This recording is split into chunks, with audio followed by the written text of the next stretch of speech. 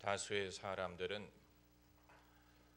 신앙을 거부하거나 부인하지는 않더라도 신앙이 기존의 방법이 고갈된 후에 최후의 수단이라고 생각을 하는 사람들이 많습니다. 아마 여러분 중에도 은연중에 그렇게 생각하는 분들이 계실 것입니다. 우리 모두가 그렇습니다. 다른 방법, 합리적인 방법, 인간적인 방법을 다 써보고 그게 안 될 경우에 최후의 수단으로서 하나님의 도움을 구하려고 합니다. 이제 하나님께 달렸다라는 말이 뜻하는 것이 바로 그것입니다. 국내 모 재벌 총수가 그렇게 했다고 하지요. 병석에서 다른 방법으로 병이 낫지 않으니까 마지막 순간에 신유의 은사가 있다고 알려진 어떤 목사님을 초청해서 안수기도를 받았다고 했는데, 그러나 그분은 낫지 않고 세상을 떠났습니다. 다른 방법으로 안 되기 때문에 지푸라기를 짚는 마음으로 혹시나 하는 방법으로 신앙을 의지하려고 한 것입니다. 이런 식으로 생각하는 분은 만일 본인이 병원에 입원했는데 목사가 신방을 가면 두려워할 것이고 재수 없다고 생각할지 모릅니다. 내가 이렇게 병이 위중하다는 말입니까? 다른 방법으로는 나을 수 없기 때문에 이제 하나님께 기도를 해야 된다는 말입니까? 최후의 때가 왔다는 말입니까? 이런 식으로 생각을 할지 모릅니다. 사람들이 신앙을 최후의 수단으로 생각하는 데는 일리가 없지 않습니다.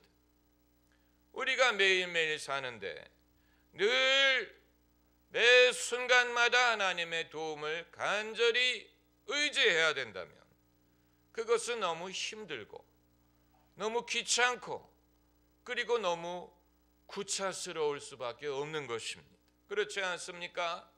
매일 저녁마다 내일은 뭘 먹고 살 것이냐를 염려하고 하나님께 기도를 해야 된다면 그건 극단적인 궁핍함이고 그런 식으로 사는 것을 좋아할 사람은 아무도 없습니다.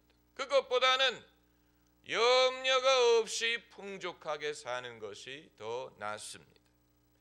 만일 매일 아침에 차를 몰고 출근을 할 때 이 자동차가 길에서 고장나면 어떡할까 염려하고 하나님께 무사히 직장까지 가게 해달라고 기도를 하는 것보다는 차라리 성능이 좋은 새 차를 사서 염려 없이 몰고 다니는 것이 더 편하고 나은 것이 될 것입니다.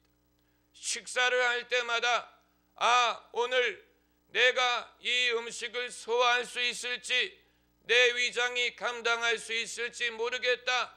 식사를 할 때마다 긴장하고 하나님께 간절히 기도하는 것보다는 사람이 건강해서 위장이 건강해서 어떤 음식이든 잘 먹고 소화시키는 것이 더 낫습니다. 아이가 공부를 못하고 성적이 늘 위태위태해서 진학할 때마다 하나님 어떻게든 턱걸이라도 패스하게 해주세요라고 기도하는 것보다는 아이가 평소에 공부를 잘해서 떳떳하게 당당하게 패스하는 것을 모든 부모는 더 선호할 것입니다. 그런 식으로 생각하면 우리가 만일 선택을 할 수 있다면 간절히 신앙을 의지하여 사는 것보다는 그러지 않더라도 우리가 능력이 되고 힘이 되고 여건이 허락을 해서 우리 힘으로 스스로 잘 살아가는 것이 더 편하고 더 쉽고 형통한 삶이라고 생각을 하는 것이 충분히 이해가 되는 것입니다. 적어도 그것은 더 쉽고 편한 삶이 될 것입니다.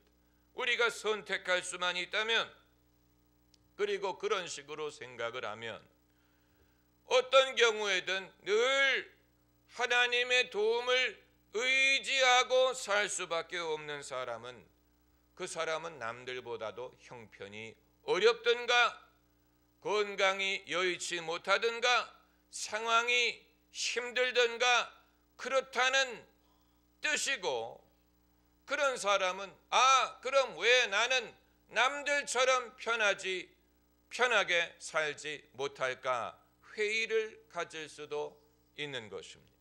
아마 여러분 중에 이러한 고민을 해보신 적이 없다면 신앙을 진지하게 생각하신 적이 없다는 얘기입니다. 이 모든 것에 대하여 예수님은 뭐라고 대답을 하셨을까? 신앙이란 다른 방법을 다 고갈한 후에 다른 방법이 없을 때 최후의 수단으로 의지하는 것이다 라는 생각에 대하여 예수님은 뭐라고 말씀을 하셨을까? 오늘 본문에 마귀의 첫 번째 시험에 대하여 예수님이 답하신 말씀에서 그 해답을 얻을 수 있습니다.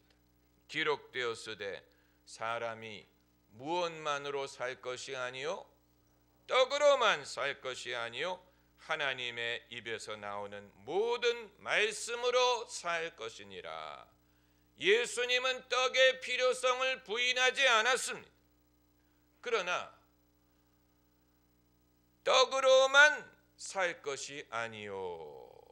그러니까 예수님은 하나님의 말씀만 있으면 떡이 없어도 된다고 말씀하신 건 아니에요. 이게 이제 소위 영어 수고의 not only but, 이것뿐만이 아니고 이것이란 뜻입니다. 떡뿐만이 아니고 하나님의 입에서 나오는 모든 말씀, 떡을 부인한 게 아니에요.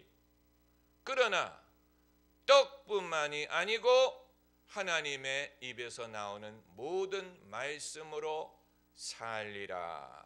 이것은 의무를 말씀하신 것뿐만이 아니고 살 길을 제시하신 것이라고 봐야 됩니다. 너희가 이렇게 살아야 된다라고 말씀하신 것뿐만이 아니고 이렇게 해야 살 길을 얻는다라는 말씀으로 이해할 수 있습니다. 다른 모든 방법을 고갈한 후에 마지막 수단으로 신앙을 고려하는 것은 합당하지 않습니다. 그건 마치 떡으로만 살려고 하다가 떡으로 안 되니까 부득이 하나님의 말씀을 의지하려는 것과 같습니다. 그것은 하나님을 대신하려는 인간의 교만입니다. 하나님을 대신하려는 것입니다. 여러분, 과학, 의학, 기술, 인공지능이 발달하면 하나님을 대신할 수 있습니까? 경제가 발전해서 잘 살게 되면 하나님 없어도 됩니까? 사람이 건강하면 하나님 없이 살 수 있습니까?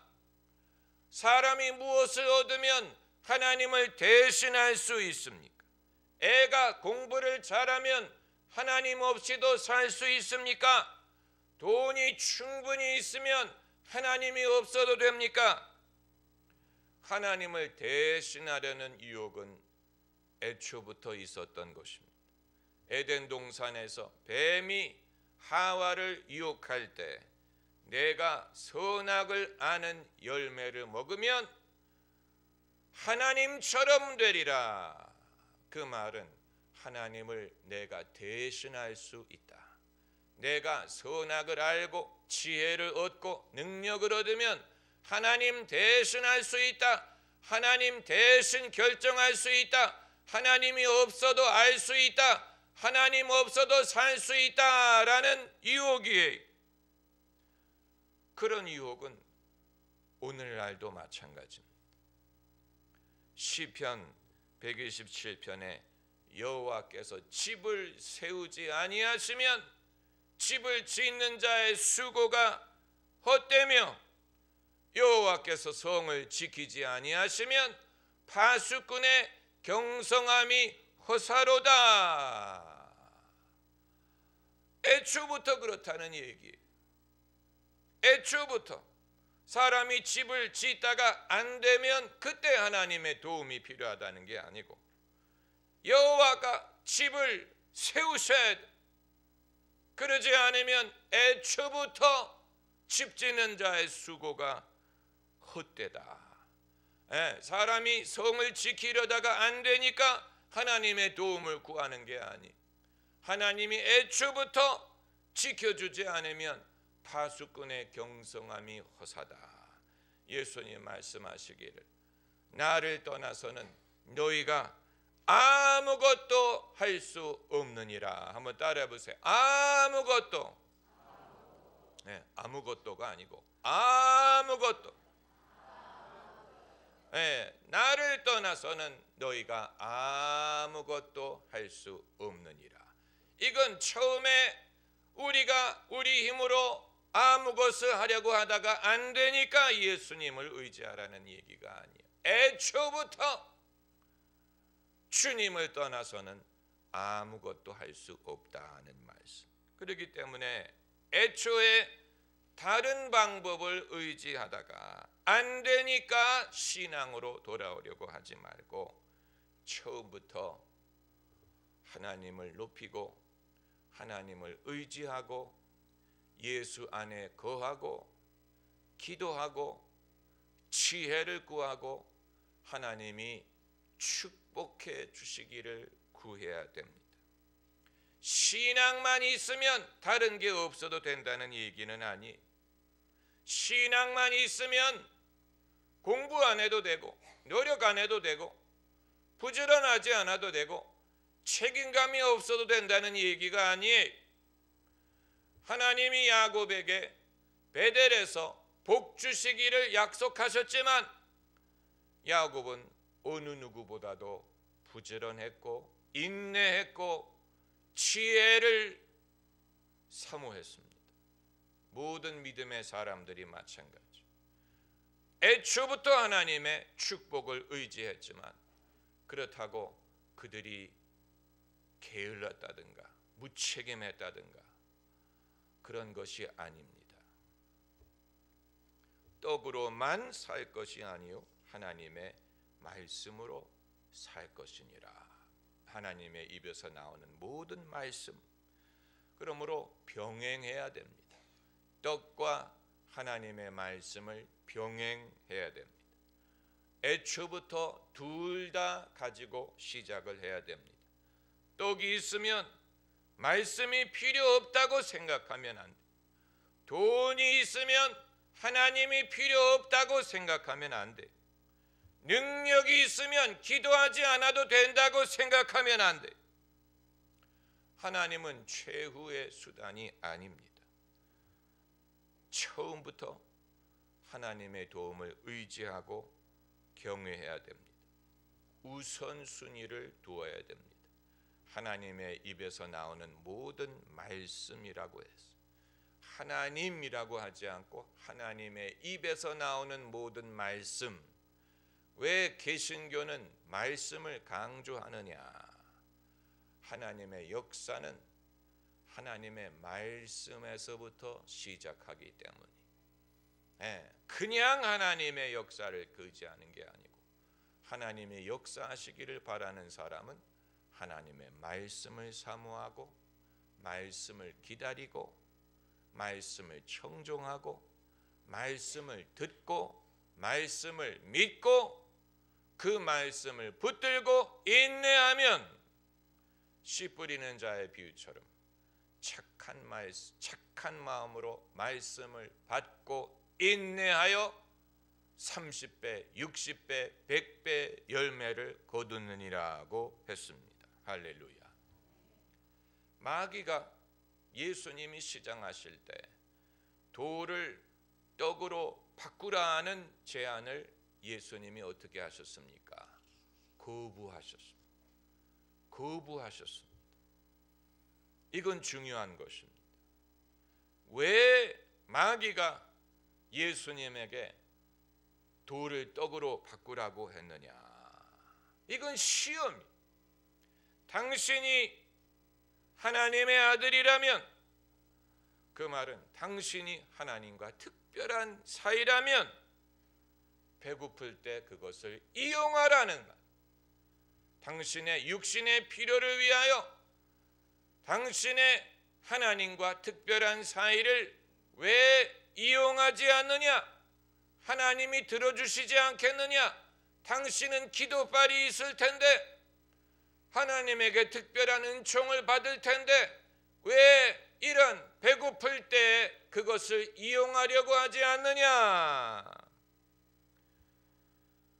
아마 이런 상황에서 이게 유혹이라는 사실을 모르는 사람들이 많이 있을 것입니다. 그러나 이것은 유혹, 시험. 그럼 예수님이 가나의 혼인잔치에서 물을 포도주로 바꾸신 것과 어떻게 비교가 됩니까? 차이점이 있습니다. 가나의 혼인잔치에서 포도주가 떨어졌을 때 물을 포도주로 바꾸신 것은 그것은 섬기기 위한 것이었어요. 그 많은 사람들을 섬기기 위한 것이었고 그것을 통하여 당신의 영광을 드러내기 위한 것이었습니다. 그래서 물을 포도주로 바꾸신 후에 제자들이 그 영광을 나타내심에 제자들이 그를 믿으니라고 했지요. 그러니까 하나님의 나라를 위한 것이었고 사람들의 믿음을 불러일으키기 위한 것이었고 섬기기 위한 것이었지. 예수님이 당신이 목이 말라서 배가 고파서 육신의 필요를 채우기 위하여 물을 포도주로 바꾼 것이 아닙니다. 만일 이 순간에 마귀의 유혹을 듣고 예수님이 돌을 떡으로 바꿨다면 사람들은 예수도 별 볼 일 없구나 라고 생각했을 거예요. 예수도 배가 고프니까 별 볼 일 없구나. 예수도 당신의 VIP 지위를 그런 식으로 사용하려고 하는구나. 우리와 다르지 않구나. 시험. 예수님은 그 사실을 아셨기 때문에 마귀가 그런 식으로 유혹했을 때 그것을 거부했습니다. 여러분, 우리는 하나님이 우리를 사랑하시는 것을 믿고 우리의 기도를 들으시는 것을 믿고 우리에게 선하심을 베푸시는 것을 믿지만 그러나 그것을 올바로 사용하는 것과 우리의 육신의 필요를 위하여 사용하려고 하는 것은 다릅니다. 아마 여러분 중에 그게 뭐가 달라요? 라고 묻는 분들이 계시면 제가 아무리 설명을 해도 이해하지 못하실 것입니다.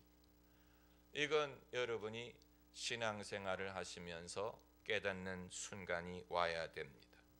오늘 본문에서 예수님이 신명기에 있는 성경 구절을 3번 인용하셨는데 마귀를 가르치기 위하여 이 말씀을 인용하신 것은 아니에요. 마귀가 하나님의 말씀의 가르침을 얻기 위하여 예수님을 찾아온 게 아니에요. 예수님은 마귀에게 정보를 전달하기 위하여 하나님의 말씀을 인용하신 것은 아닙니다. 그럼 왜 이 말씀을 하셨을까? 당신 자신을 위하여 하신 것입니다. 당신 자신을 위하여 시험을 받는 순간에 그 시험을 이기기 위하여 예수님은 마음으로 믿어 의에 이르고 입으로 시인함으로 구원에 이른다는 사실을 아시고 이러한 순간에 당신의 의견을 말씀하지 않았고 당신의 감정을 말씀하지 않았고 당신의 안타까움을 말하지 않았고 당신의 소원을 말씀하지 않았고 이러한 상황에 하나님이 뭐라고 말씀하시는지 기록된 말씀을 당신의 입으로 증거하셨어요. 시인하셨어요. 그리고 그것이 예수님으로 하여금 시험을 이길 수 있는 힘이 되었어요. 여러분, 우리가 하나님의 말씀을 우리의 입으로 시인할 때 힘을 얻습니다. 믿음이 살아납니다. 용기를 얻습니다. 그리고 우리가 그렇게 할 때 마귀가 시험을 중단합니다. 할렐루야. 아주 중요한 것입니다. 여러분, 괴로운 일이 있을 때 그 괴로움을 입으로 말할 수 있지요. 참 힘들다, 괴롭다, 왜 하나님은 이것을 나에게 허락하실까? 그런 말을 할 수 있지만, 그러나 괴로운 감정에 굴복하지 말고 여러분의 입으로 하나님의 말씀을 시인하는 훈련을 해야 됩니다. 말씀을 아는 것으로 부족해. 말씀을 내 입으로 시인할 때 그 상황을 극복할 수 있는 힘을 얻습니다. 할 수 있거든이 무슨 말이냐? 믿는 자에게는 능치 못할 일이 없느니라. 말씀을 입으로 시인하세요. 하나님을 믿으라. 주의 은혜가 내게 족하도다. 하나님은 우리의 피난처요 힘이시니 환난만에 만날 큰 도움이시라. 너는 나에게 부르짖으라. 내가 응답하겠고 내가 알지 못하는 크고 비밀한 것을 보이리라. 하나님의 말씀을 입으로 시인하세요. 저는 시인할 만한 암송한 성경 구절이 없는데요. 그러면 주기도문이라도 입으로 외우세요. 하늘에 계신 우리 아버지요, 사도신경이라도 입으로 외우세요. 전능하사 천지를 만드신 하나님 아버지를 내가 믿사오며 그 외아들 우리 주 예수 그리스도를 믿사오니, 믿음을 시인하라 말이에요.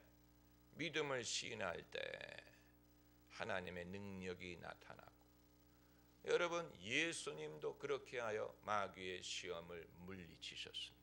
하나님의 아들이시지만 예수님도 그 시간에 당신의 의견을 말씀하지 않았고, 당신의 감정을 말씀하지 않았고, 괴로움을 토로하지 않으셨고, 그 순간에 기록되었으되, It is written, 기록되었으되.